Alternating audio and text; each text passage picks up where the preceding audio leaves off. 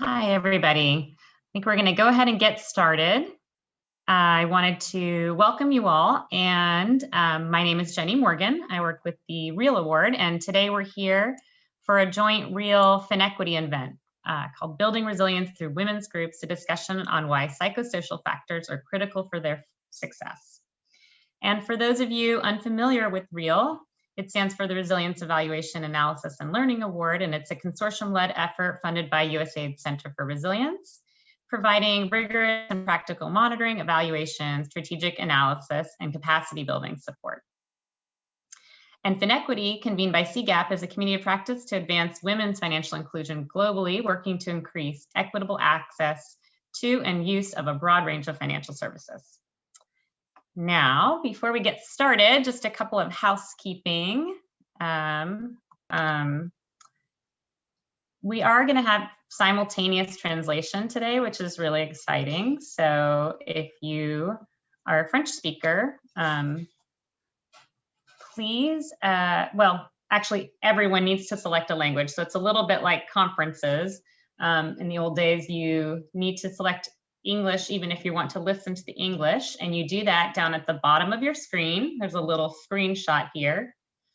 The bottom of your Zoom screen, the little globe, click on interpretation and select English or French. We're on this next slide here where we had a screenshot for you all to select the language for listening today. So if you want to listen in English, just go to the little globe at the bottom and select the English button. And if you'd like to listen to the French translation, you select the French button there. We are a rather big group, so we won't have time for introductions, but it'd be great if you could all introduce yourselves in the chat, maybe your name, your organization, a couple more things. Please mute yourself when you're not speaking. And if you have any technical issues, please reach out to us in the chat. Zubaida specifically can help you troubleshoot. The last thing is we will have some time for small group discussions, and we would like to have one group that's also available to French speakers. And so to help us get you all in the right group, please rename yourself with the letters FR so that we can easily find you. So that's another little screenshot here in the bottom right-hand corner of what you're looking at. You would right-click on your name, and then where it says More, there's an option to rename, and then you can type in FR next to your name. So that would be wonderfully helpful if you could do that, so that we can make sure everybody gets in the group they'd like to be in. I see lots of people coming, typing in their names. Thank you. Welcome, everybody, if you just joined. And with that, I'd like to hand it over to our moderator, Megan Gash. Megan has lots of experience with women's groups and savings groups in particular, and she is going to be our guide today as we talk through this topic with you all. So with that, I'll hand it over to you. Thanks, Megan. Thanks, Jenny. All right, so joining us today, we have Ephraim Segay, the Country Director of Tear Fund in Ethiopia. We have Vidya Shriram, the Deputy Director of the Global VSLA Program at CARE USA. And we have Jian Kim, Senior Resilience Researcher from Mercy Corps. So our objectives for this session are to share and learn from others on what works regarding how women's groups strengthen the ability of members in their households to cope with a range of shocks. We'd like to discuss how to unpack the causal mechanisms by which women's groups contribute to members' psychosocial capacities and resilience. And while doing that, also reflecting on evaluation and implementation barriers. And then the third objective is to consider how we can expand support beyond material assets and livelihood strategies, which are common in much resilience programming, to include the support of psychosocial capacities, such as social capital and women's empowerment. And the way that we plan to achieve these objectives today are to have a quick welcome, which we're wrapping up at the moment, move on to a presentation on the evidence review by Jian. We'll have a panel discussion, breakout rooms, and then a few quick next steps at the end of the session. So to get us started, I'd like to define a few terms to make sure that everybody in this conversation is on the same page. So to start us off, Vidya, would you please tell us a little bit about women's groups and what kind of groups fall under this umbrella term? Yeah, thank you for having me, first of all.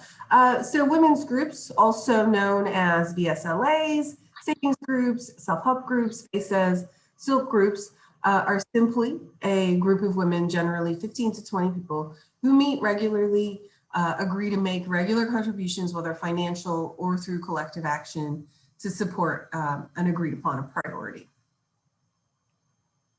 Great, thanks. Ephraim, could you give us a brief description of what is resilience? Thanks for having me today. It's a great privilege to have you all. And for us, resilience is about the ability of women and the capacity of self-help groups to withstand shocks, both idiosyncratic shocks. It could be death, sickness, or accident within family member, or it could be covariant shocks like conflict, drought, floods in Ethiopia, especially at community level, as well as its capacity of communities to recover from shocks. Perfect, thank you. And then lastly, Gian, tell us, what are psychosocial factors? Thanks, Megan. Psychosocial factors encompass the social perceptions, emotions, motivations, and cognitive elements of individuals, households, and communities. They fall under the broad umbrella of subjective resilience capacities, which are increasingly recognized as a critical component of resilience, which I'll speak to a little bit later on. Great, thanks. All right, so Gian's definition is a great segue into her presentation on some of the highlights from the evidence review. So Gian, I'll hand it over to you. Thanks, Megan. If we can just proceed to the next slide, please.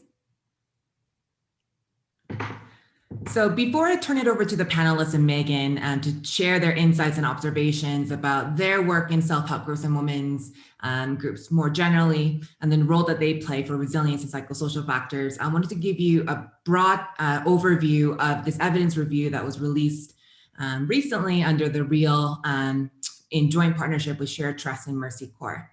I think there were two large motivations for putting this evidence review out.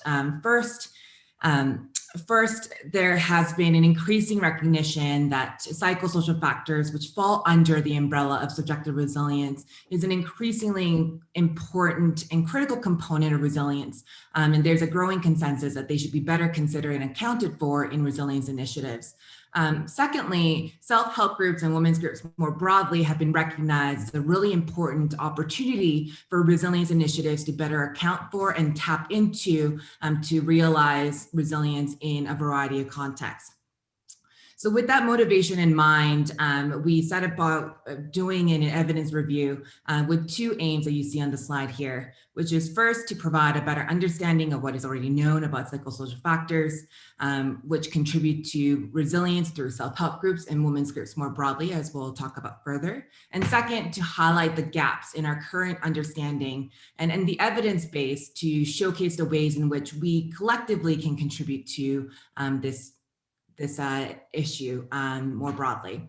And I think before I dive into the details here, if there's three major takeaways you could take from my brief overview is first, that self-help groups and the evidence review in general strongly suggest that self-help groups and women's groups more generally are a really powerful opportunity in resilience initiatives. And secondly, that psychosocial factors in conjunction with the more traditional approaches on economic factors, livelihood strategies, et cetera, it's the synergy between the two that seems to be really important and better, really important to take into account of. And thirdly, there's a lot more to be done in terms of intentional programming, rigorous evaluation, to not only understand the ways in which self-help groups and women's groups can contribute to these spaces, but the ways in which that is the how remains to be further unpacked. So let's move to the next slide here.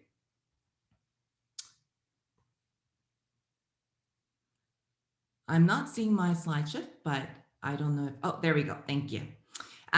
So in order to address these two aims and the overarching questions, the evidence review drew from research that was rigorous, geographically varied, and focused on women's groups, and examined psychosocial factors to some extent. The backbone of the review was largely drawn from peer-reviewed journal articles, but given the limited evidence base in this space, we drew also from evaluation studies or programmatic evaluations that laid out a clear methodology. And then as Vidya set us off, I'm specifically referring to self-help groups in the review, but given the limited evidence base, we also drew heavily from studies that examined other forms of women's groups. So I'm not being loose with my terminology, but rather it's reflective of the evidence review that we drew upon. Some parameters to note before we dive in.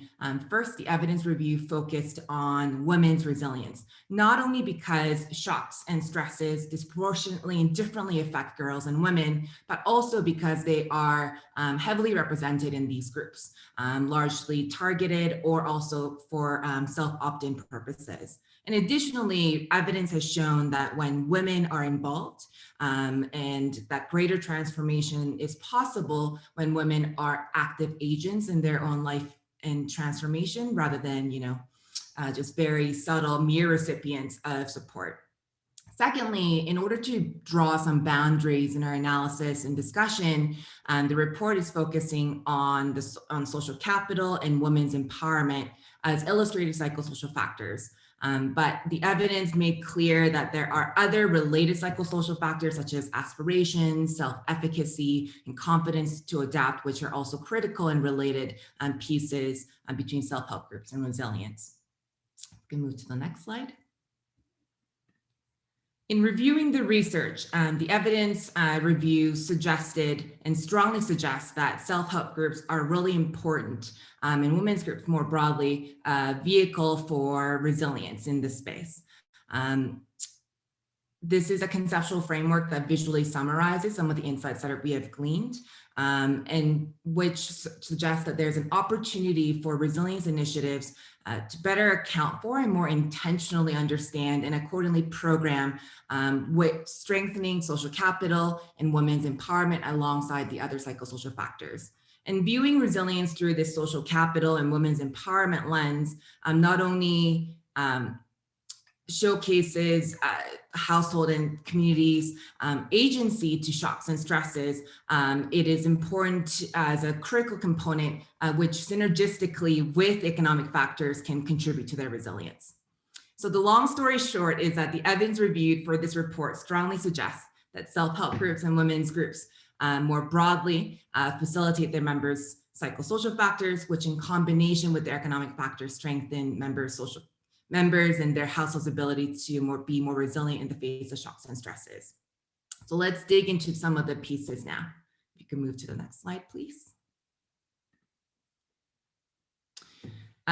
So despite the challenges of measuring social capital, which we will not dive into today, research across a variety of contexts, including Mercy Corps' own work in Syria, Uganda, Nepal, to name just a few, showcase that social capital is a really critical component of resilience, which cuts across a variety of contexts. There's a growing consensus that largely grounded in peer-reviewed research from South Asia, but elsewhere as well, which is showcasing the role that self-help groups and women's groups can play in increasing women's social capital. Women's groups and self-help groups in particular have been widely shown to expand women's social networks, even when there have been negligible effects on women's economic indicators. And some studies also document the mechanism by which self-help groups and women's groups facilitated members' social capital, namely by increasing a shared sense of trust amongst women, generating solidarity amongst group members, and creating capacities for institutions for collective action. Next slide, please.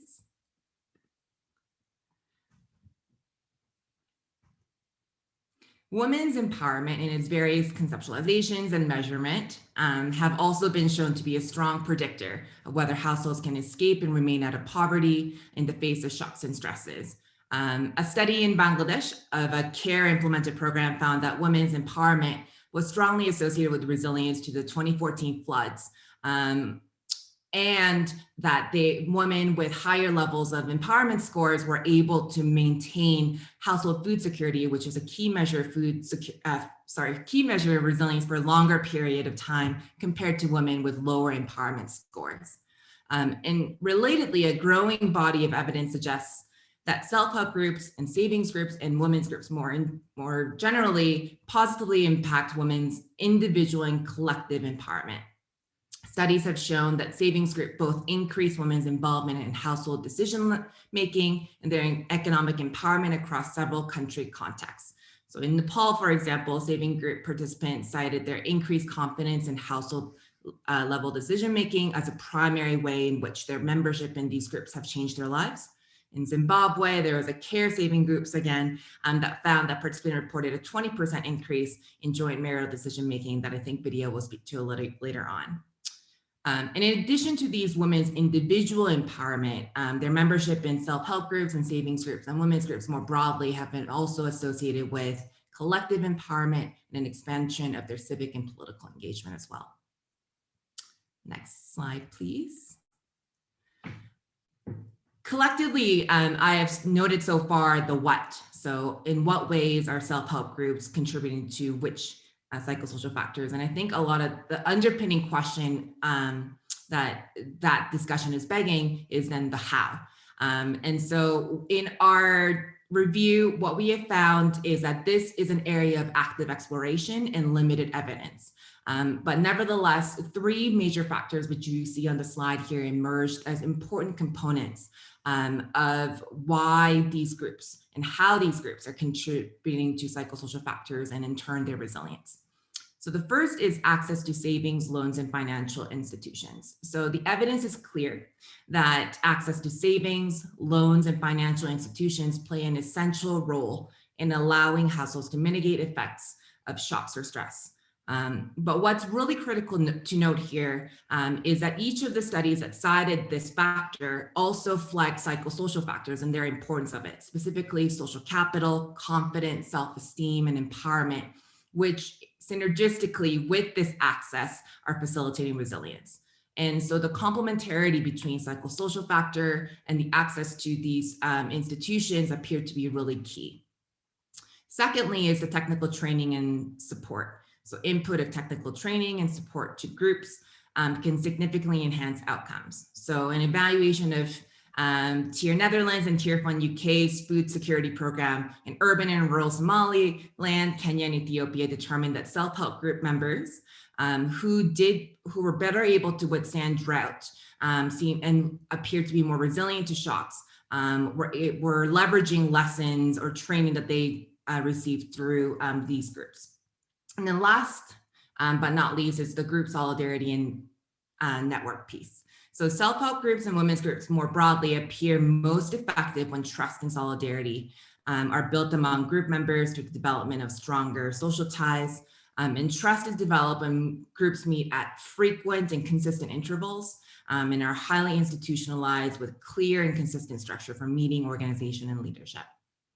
So just to wrap up on the final slide here, I think the 3 points that I set us off with still resonate and hopefully came through clearly. First is that self-help groups and women's groups more broadly show a promising opportunity to stimulate and strengthen both the subjective and objective resilience capacity amongst their members, households, and communities. And secondly, psychosocial factors in conjunction with the economic factors that relatively have been given more attention traditionally are really critical in allowing these self-help groups to actualize and facilitate resilience. And thirdly, there is a lot more work to be done. In our evidence review, we highlight some areas for further exploration in terms of research, but also in terms of programming. So I'll leave you now with a couple of questions over to Megan and the panelists. So first, how do psychosocial and economic factors intersect to either disrupt or complement each other? I think there's a recognition that they are important together in combination, but exactly how and why remains to be seen and better analyzed. How do women's groups in particular respond to shocks versus men's groups and mixed groups, which is something that I think the panelists will speak to later on, which is also another area of active research. And lastly, how can self-help groups facilitate resilience in fragile and conflict-affected contexts relative to the more stable context where many have been employed?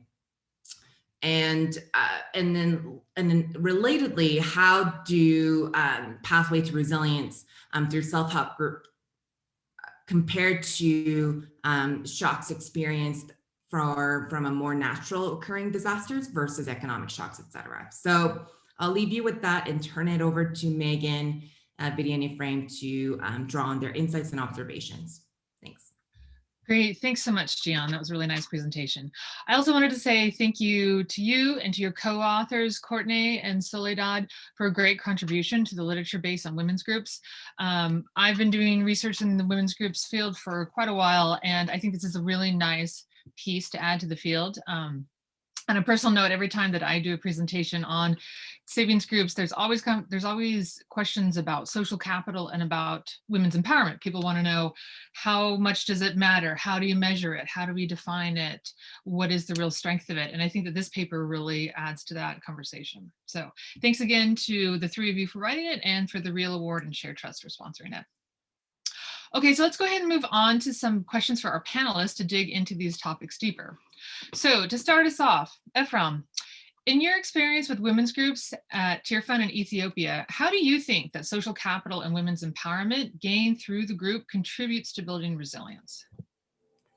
Okay, thank you. For us, just I'm talking from my experience, how the social capital and women empowerment gained through the group contributes to building resilience. It includes about 4 issues. One is social well-being. When we say social well-being, it's about solidarity, it's about mutual trust, respect, love. It's about cooperation, harmony, and also social support. And we have seen these increases with self-help groups. Also, we have seen love considers, when people are loving each other, they consider first the need of their colleagues instead of their own interests. And this gives really priority to the most needy members within the group. So this is really contributing in terms of resilience in people's life. We have also seen how the social well-being or the social mechanisms are applied in self-help groups, like people have more norms of reciprocity, and also support more systematically, where there is more consistency also in terms of decision to help each other. There is more really sharing of benefits within the group. And because of they are having strong solidarity, they are really bringing resources also together, and they buy, for instance, food stuff together, and they share it for those people who are in a very desperate situation. So they are really contributing in terms of building people's resilience to disasters. The other one is we have seen psychological well-being. The psychological well-being in self-help groups is we have done several studies, and the evidence shows that they are really self-confident. Self-help groups are more confident, they are more articulative, they have less experience compared to non-self-help groups in terms of anxiety. They feel more control of their own situation and circumstances. And this demonstrates really how self-help groups can facilitate really sense of empowerment, purpose, meaning in life, and hope in life. So when they face both idiosyncratic or covariant kind of shocks, their confidence, the psychological support that they receive from one another, like comforting each other in time of sadness and sorrow, sharing a joy with one another when there is festivity, when there is a new baby is born, for instance, when there is graduation of children.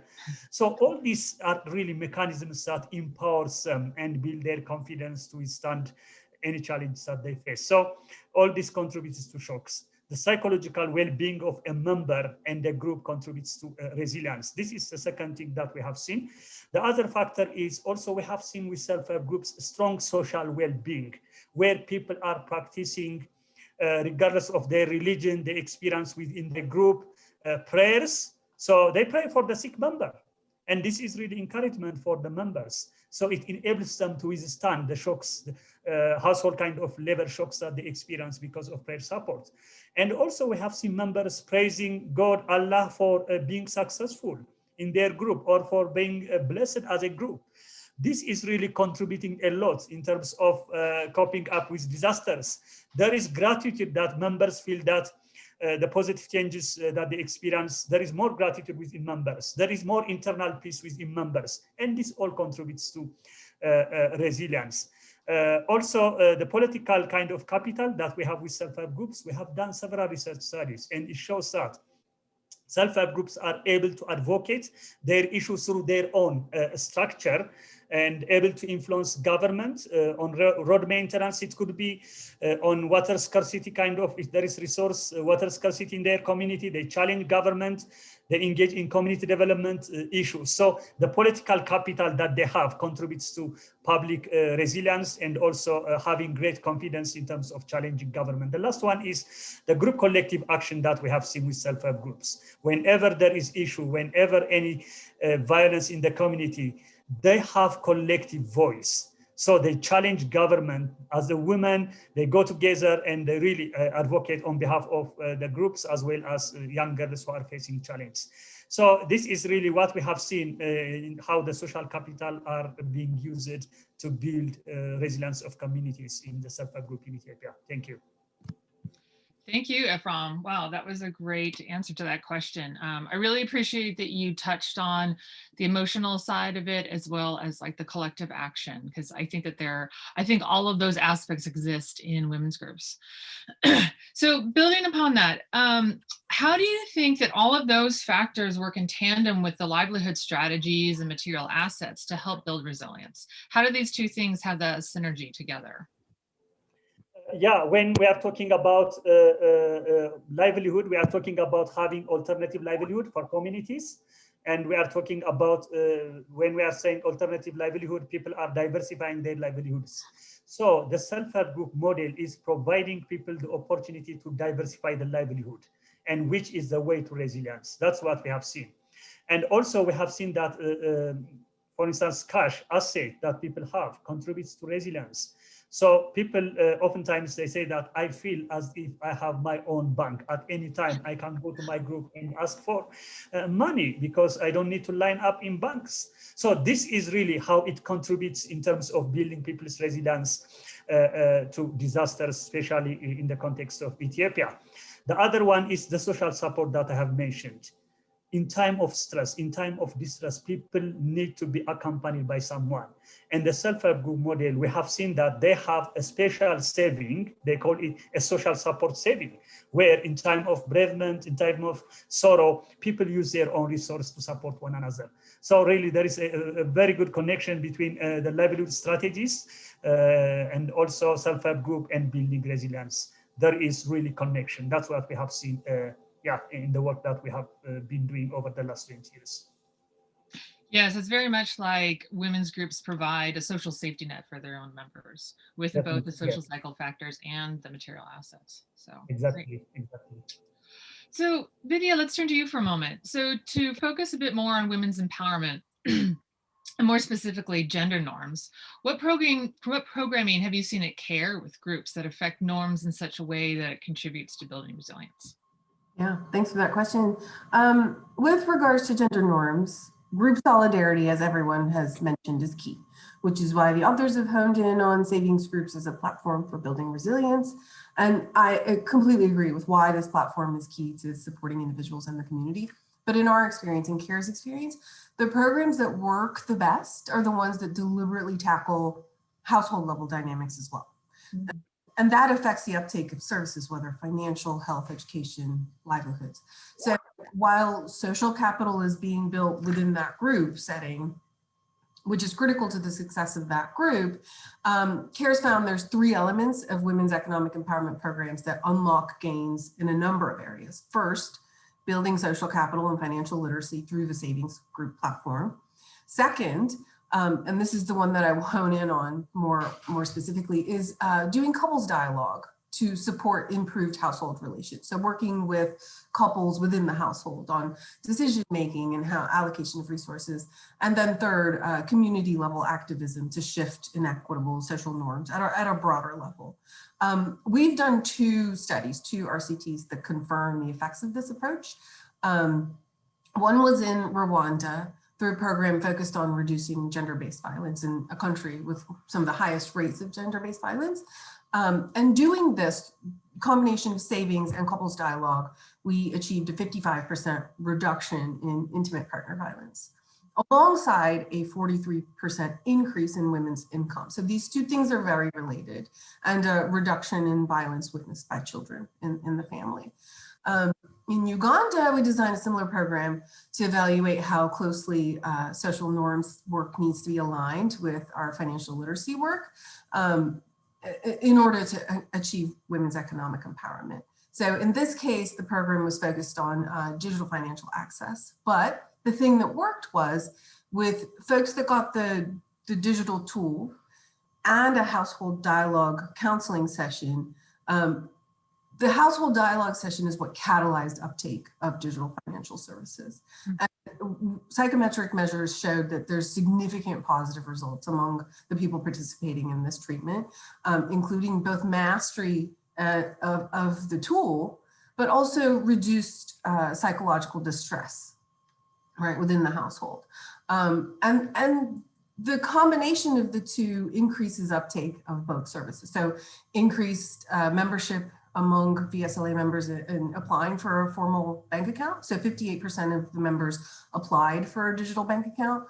But more impressively maybe is 99% of the people, husband and wife, who were offered counseling wanted to participate in that because they themselves saw the effects of that on their community members and in shifting the norm in those households.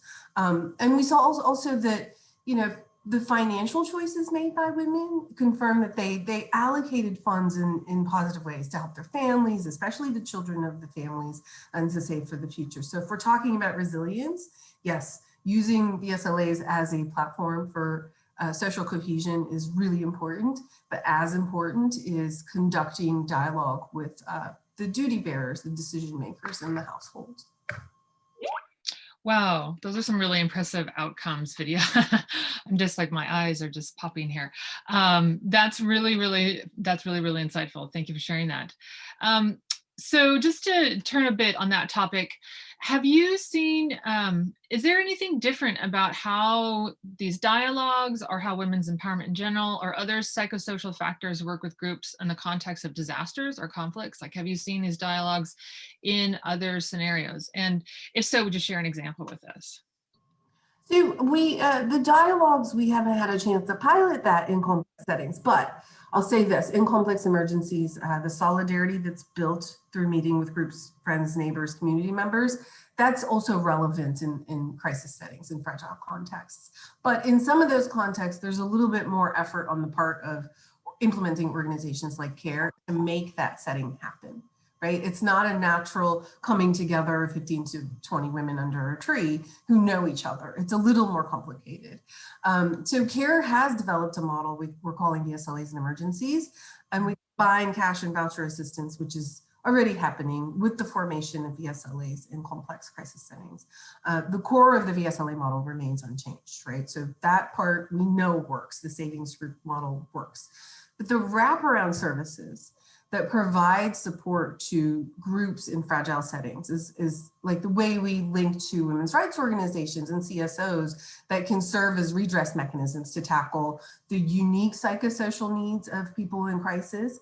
So psychosocial support, conflict mitigation, addressing GBV, having the support structures to be able to support the unique needs, the psychosocial needs of people on the move, basically. That's critical to group cohesion as well. That is what will either make or break a group. And we're trying this methodology in 3 places this year, Yemen, Nigeria, and Ethiopia, and again in 3 places next year. So we'll have a model where we can really say, this is what works in crisis settings, right? We know the VSLA approach works, but what needs to be adapted and changed? Mm-hmm. Great, thanks for that.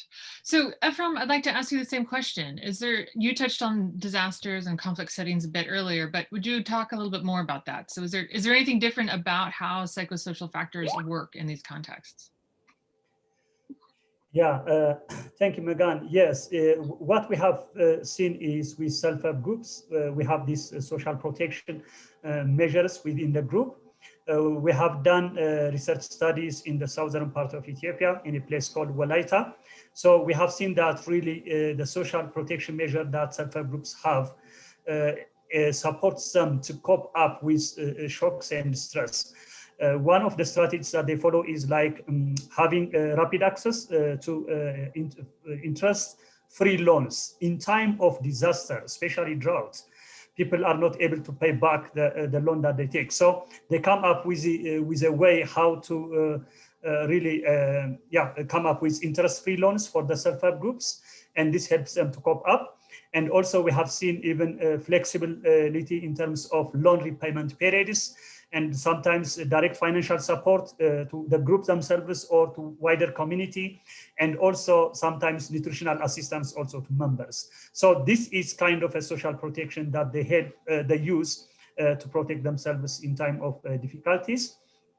And also we have seen that especially some members who use it to take loans from local money lenders. They are really loan sharks. They have been, communities have been abused by those people. But once self-help groups are formed and once self-help groups come into the picture, they are really able to protect members from defaulting into money lenders, which causes non-self-help group members to lose most of their assets because it's 100% to 100% kind of loan interest that communities experience. So that is really the benefit that we have seen in terms of adapting to the challenges.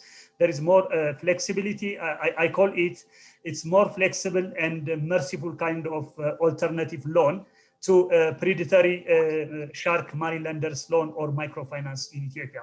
So that is something that really helps self-help group. The other one is still the social capital, the solidarity that people have among themselves, helps them to support one another, and also, for instance, to buy food stuff in bulk, especially when price hikes. They can't just buy food stuff in bulk, and they sell it within members with a very reasonable price, as well as they are able to support one another also freely. So this is something that contributes in the resilience. We have seen also how loving each other, respecting each other really supports them to cope with challenge, because they say, it's not me, it's not for me, but I rather really give to my friend, to my sister, to my colleague. So that kind of expression is something that helps really people to cope up in the context of Ethiopia. The other one is we have seen the group support, self-supporting kind of structure in Ethiopia. Once self-help groups come together, they form a cluster level association as well as federation level association. This is a self-supporting, self-sustaining structure supported finances by the group themselves. So this is a mechanism by which they are receiving members additional support for themselves, as well as this is a mechanism by which they influence the social capital that they have, and they influence government in terms of several challenges that they face. So it's a platform to ventilate any emotional challenge. It's a platform to address social issues. It's a platform also, these structures, to influence government and other government bodies on policy issues. Finally, what we have seen is training that they receive on personal development, on risk mitigation, on diversification of livelihoods, really contributes a lot to self-help groups. So it's a really combination of psychological, social elements combined with financial assets that helps them to be more resilient. Great. Yeah, I think it's interesting when you're able to see that groups can kind of build upon other structures outside of themselves. So let's shift a bit to more of the internal group dynamics in terms of gender. So sometimes there are groups that are women's only, and sometimes that are mixed gender, or perhaps you also have experience with male only groups. So what difference have you seen in how social capital empowerment work in these different types of groups? And how does that affect or contribute additionally to building resilience? And then is there anything different about these gender dynamics in a conflict or disaster setting? I'm sorry, that question is for you, Ephraim. And then we'll hear from Lydia. Okay, thank you. Yeah, we have done, in Ethiopia, we have three kinds of groups. We have women-only group, we have a male-only group, and we have mixed groups. So we're able to see really how they are coping in time of distress, in time of stress, or in time of disaster. And what we did was we're able to do a gender analysis, and the gender analysis revealed that the women groups were mostly illiterate compared to women, and also they are lower in terms of their income compared to men, and also they run small kind of income generating activities compared to women. So women's group are at greater risk of capital depletion and have also less investment potential compared to men. So this really undermines the livelihood of women-only groups. Similarly, illiteracy is also another issue which undermines resilience of women-only group. So what we have seen is with those groups, they are really smart, and they are able to include also men into the group as bookkeepers or writers, and they are just joining the women group or inviting men to be a part of their group. So with mixed kind of groups, yeah, we have seen better empowerment. No, we have seen better resilience, but it has also its own challenges in terms of achieving our empowerment goals, because empowerment and resilience focus on women.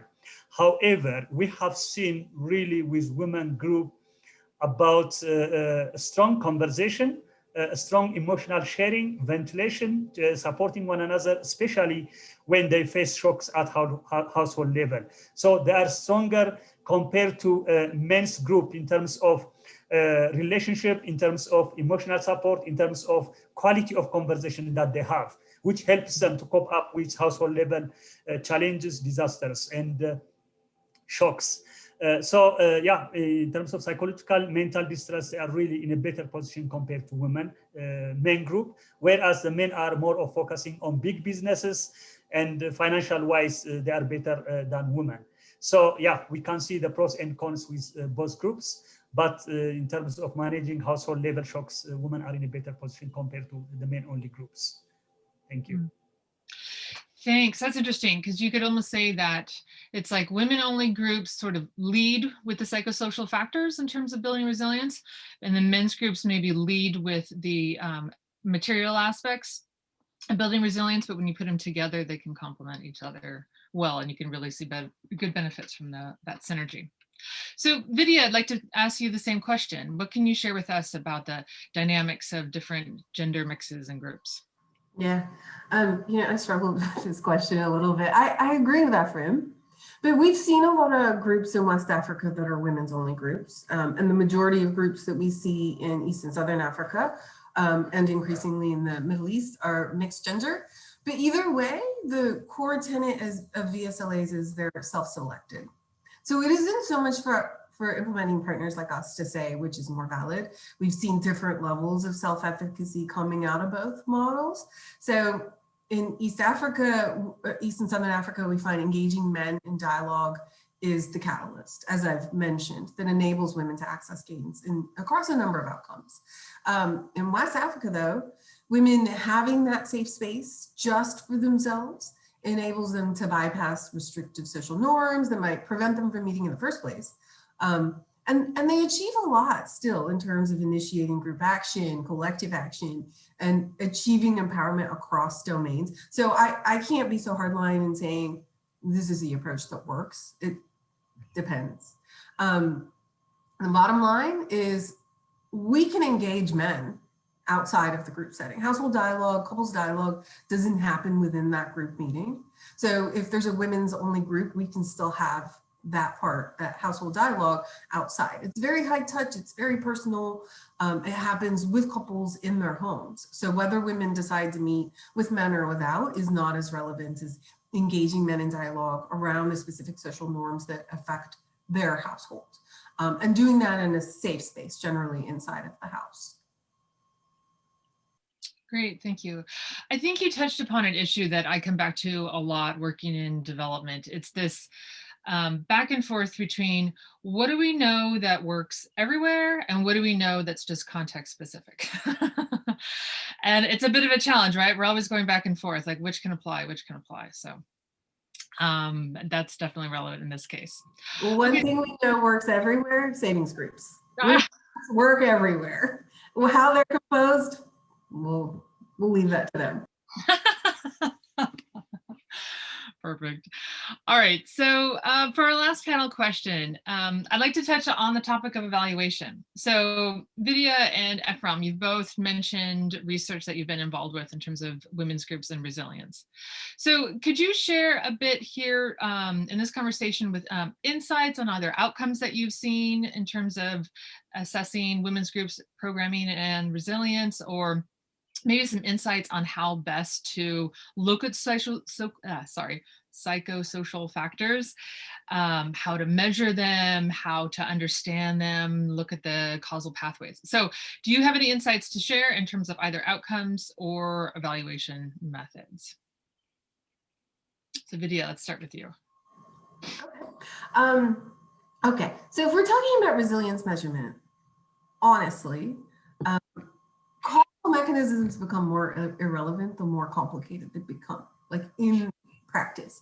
So the resilience measurement community has done some incredible work in the last few years, but it can be complicated and not always implementable or measurable in the context of an evolving crisis, in the context of evolving situations, right? So what organizations like CARE rely on in a crisis could be just as instructive, right? So having the resources to support resilience is number one. The things that can facilitate long-term resilience, and we've talked about savings groups this whole hour, that's number one. So this is why the majority of our own resilience programs start with VSLA formation or VESA formation. But for CARE, when a crisis hits, the first people we ask are VSLA members because they're nodes of response within the community. And they're in light of COVID, they're also the most vital resources we have for disseminating health messaging, and there's social distancing restrictions and extensionists can't get to villages, et cetera.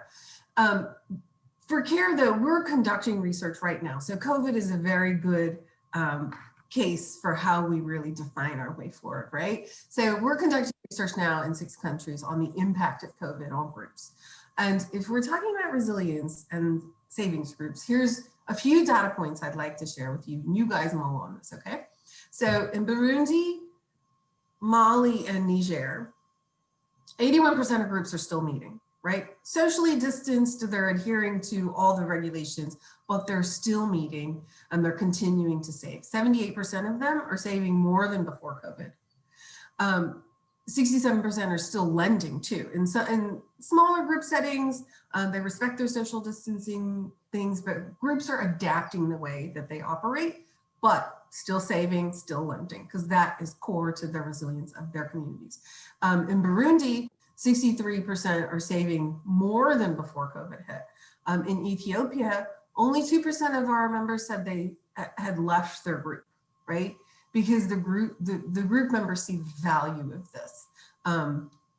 So in terms of building resilience, I can't really say more than support your local VSLA, right? Like support the formation of these groups because they will be the platform for achieving resilience gains. And I'll turn it over to Ephraim. Go ahead. Okay, thank you. For me, I want to echo also what Vidya said, because one of the things that really helps to ensure the resilience of self-help group is the self-supporting structure. So the self-supporting, self-financing structure is a way to sustainability. It's a way to develop self-help groups within their own group. It's also a way to influence and challenge other stakeholders in government. So yeah, that's what we have seen. Not a one-off or just people after some time they disband the group or yeah, just form other group. For us, we have seen the more they stay together, the more really they are cohesive and also build resilience as a group. So the focus on structural self-help group structure development is something that we have seen really helps to increase resilience. And also we have learned about how to measure really the changes and the psychological well-being, the social well-being that self-help groups experience is through subjective measurement. Yes, we have tools that we use as academicians or as people with a lot of tools, but we need to consider about asking people the most value. What do they value in terms of personal learning? What do they value in terms of personal change? So a woman I visited, she said, I'm really comfortable with the room that I have, my bedroom. I share just with my animals. I have healthy life. I praise God because I'm just comfortable. So if for the outsider, just having one room where in one room you do everything is, for someone just may interpret it differently. But for her, she's just joyful where she has one room, in one room, she has kind of everything. So we need to ask people what they value most and what they learn. And the other one is the need on data collection. Before and after data collection is really very important because it helps us to have a baseline as well as to compare it later on, the changes that we have seen with self-help groups, especially when we are doing evaluation. The other one that we have learned recently is the use of digital technology. Yes, we have seen self-help groups in time of COVID. They use all the social medias to share information even about COVID, and also share information and SMS messages about saving, where they should be meeting like that, and also share information about a member who needs support. So using social technology, using digital technology is a way really to carry out the assessments with self-help groups, to carry out evaluation, as well as to promote information across groups. That's what we have seen when we are working with self-help groups. Thank you. Great. Thank you so much, Ephraim and Vidya, for sharing all these insights. I think just to recap that last point, it's interesting because you both touched on the need for sort of the deeper dive evaluation, heavier, more rigorous research in order to really look at longer term outcomes, but then also the need to just keep your finger on the pulse, like as practitioners, to check in with your savings groups or groups that you work with throughout other organizations and see how they're doing. How are they reacting to COVID? What are they doing in disasters? So I think that it's a big challenge. Oh, apologize for that. It's a big challenge as a practitioner to keep your hands on both, but it's also really important. I think we all know that it adds quite a bit to good programming. Okay, great. Looks like everyone's back. We will thank you, Wendy, and thank you, Group 3. Wrap up there. Okay, before we get to this piece on continuing the conversation, which would be fabulous, I just wanted to give it over to Megan for a second. Just, real quick, any kind of things that stuck out from you and you're roaming around from the different groups and you want to just share with everybody. Great, thanks, Jenny. Yeah, I hope everybody had some fruitful conversations. I had the privilege of jumping around to a few different rooms to see what people were chatting about. I heard some great conversations about what are these components that actually help build psychosocial features in groups. Like let's, instead of just, what are the natural bonds that are formed in the group, what can we do deliberately? I heard some conversations about barriers, like the hierarchical issues that are dealt with if you're trying to seek government support. How do you get support long-term for these programs? There was a conversation about COVID relief and about, again, government supportive groups. How are cash transfers affecting groups? And I heard some really interesting questions at the very end. For instance, like how do group dynamics change over time, especially when we're thinking about these psychosocial factors? Like, are they stronger over time? Do they contribute more to resilience? Are there, weaknesses or limitations to them? And then what is it about the groups in particular that makes some more resilient than others? Like where, again, I touched on this briefly earlier, but what is the magnitude, the density, the amount of the factor of the psychosocial factor? Meaning, like, is it a really huge contributor to resilience? Is it a medium? Is it a small contributor?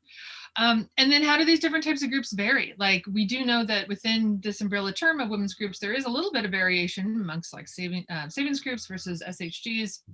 and other types of groups. Is there anything different about those that help kind of strengthen the psychosocial factors, or they work in a little bit of a different way? Like, is there a model that does things differently than the others? So I think these are all great questions to think about going forward. You know, there's really a need. I think everybody who attended this webinar understands the value in these groups and how much psychosocial factors do matter. And so I urge you to take forward these questions and think about, like, what are the issues that have been brought up here today that can inform future program design and also evaluation.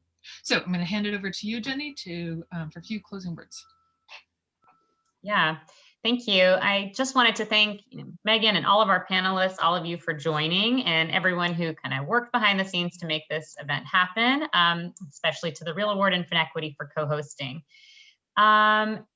As you may have heard in the groups, we would love to continue this conversation and would love to hear from you all what works for you.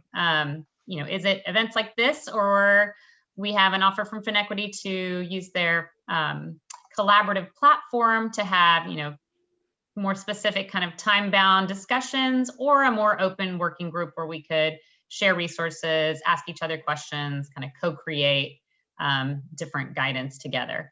And if you have another idea, great, would love to hear that too. So if you still have your Google Docs open, if you could go to the peach colored box that will have these same options and just type in your name there. It's on a different page for these different documents, but you'll find it there, and you can kind of click which ones you would be most interested in